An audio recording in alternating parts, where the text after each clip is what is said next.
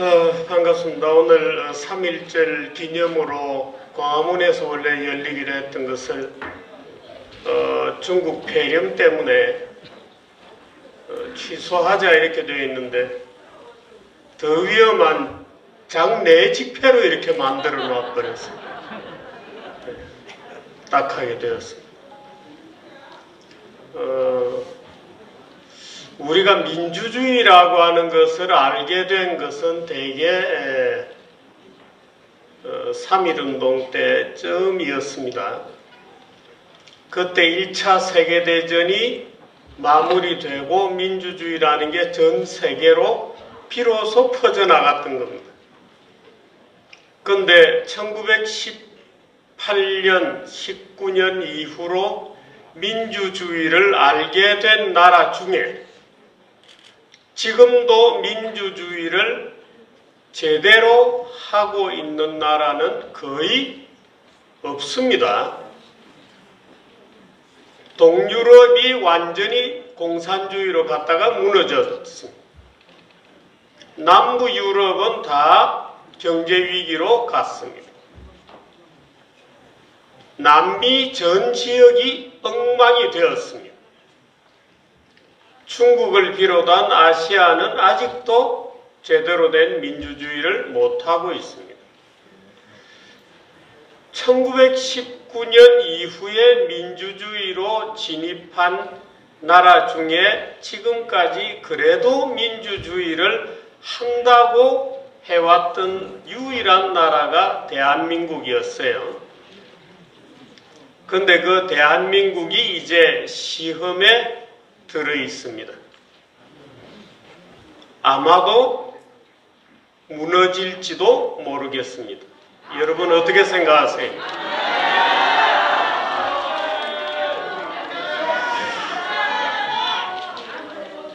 문재인이 문제인 것만은 아니에요.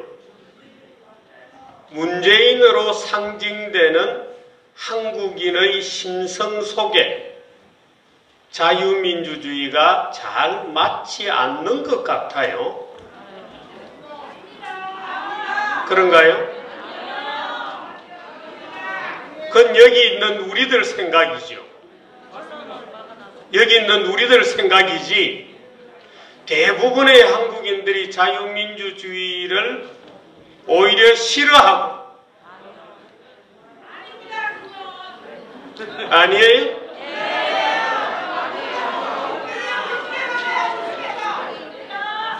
예, 고맙습니다.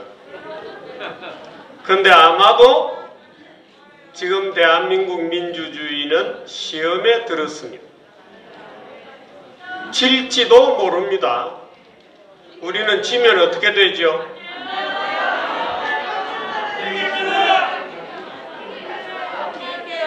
대한민국의 지난 70년의 성공을 얘기할 때 많은 사람들이 얘기한 이승만 대통령이 자유민주주의의 씨앗을 뿌리고 박정희 대통령이 부국의 경제를 일으켰기 때문에 대한민국이 그나마 지금까지 이렇게 훌륭한 국가가 될 수 있었다.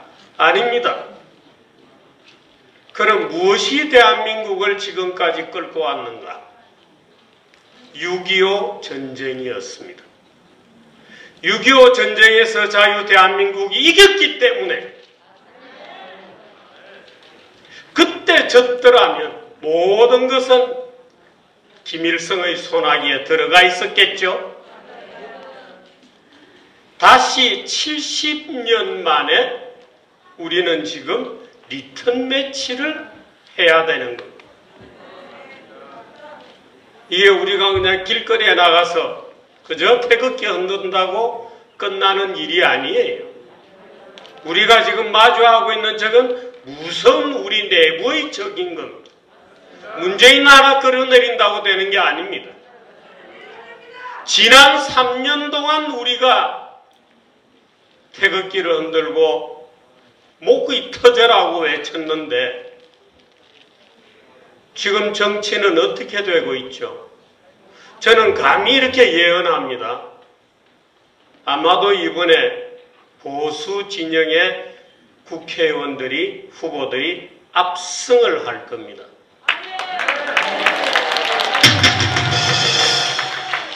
저는 축하하고 싶은 생각이 전혀 없습니다. 누구의 압승이냐? 우리의 압승입니까? 유승민이가 선대본부장을 하면 거의 승리가 되죠?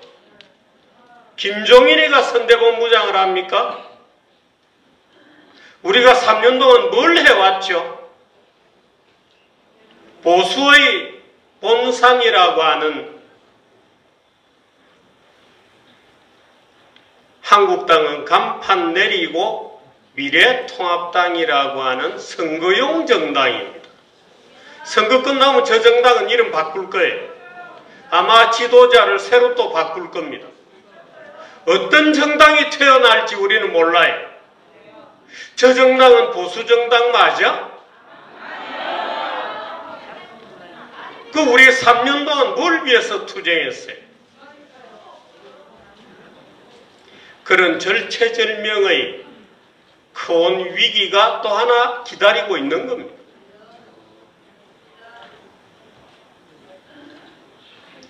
(70년) 만에 리턴 매치가 돌아왔습니다, 여러분. 70년 만에 리턴 매치에서 누가 이기느냐?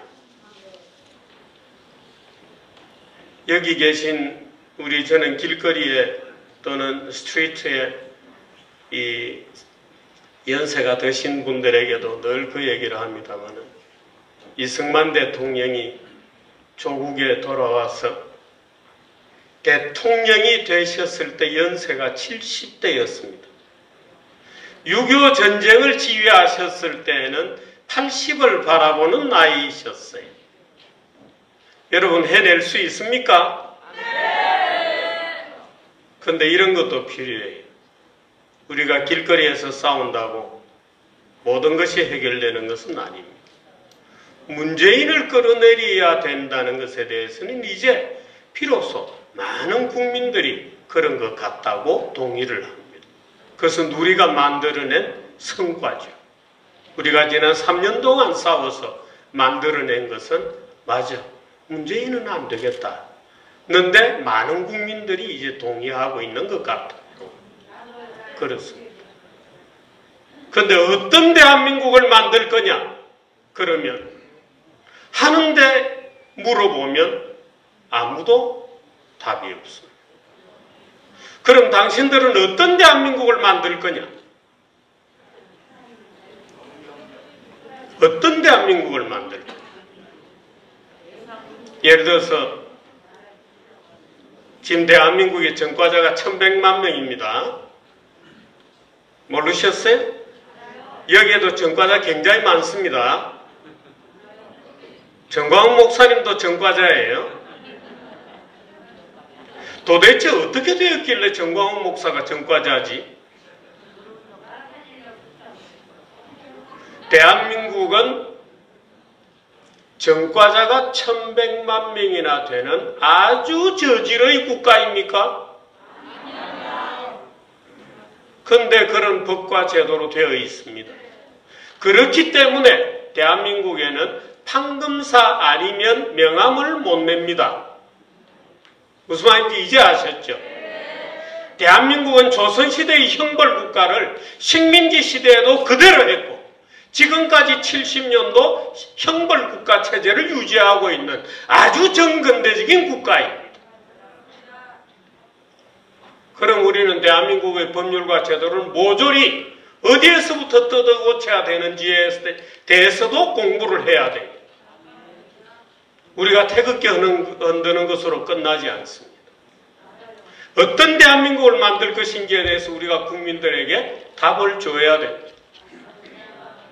그 답을 주는 것은 정당들이 해야 되죠.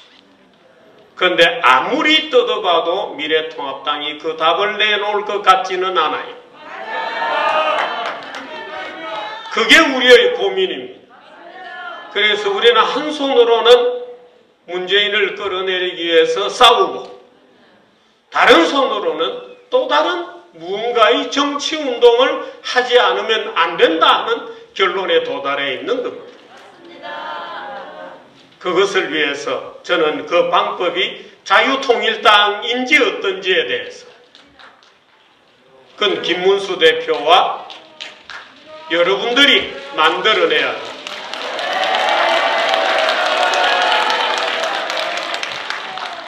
여기는 교회고 또 여러분들은 대부분이 믿는 분들일 겁니다.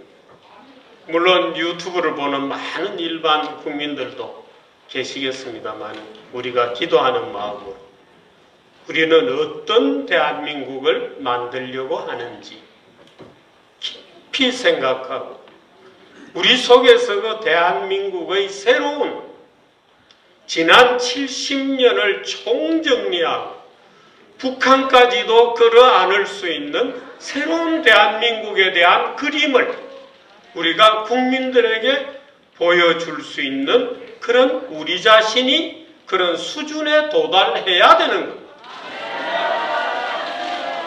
여러분들도 많은 기도를 해주시고 또 정당은 정당대로 열심히 해주시고 저희 같은 언론인들은 언론인으로 또 열심히 해 나가서 적어도 이번 4.15 총선 이후에 우리가 뭔가 새로운 비전을 가지고 국민들에게 또 다른 이전을 준비해야 한다는 것을 우리 마음속에 깊이 새기십시다.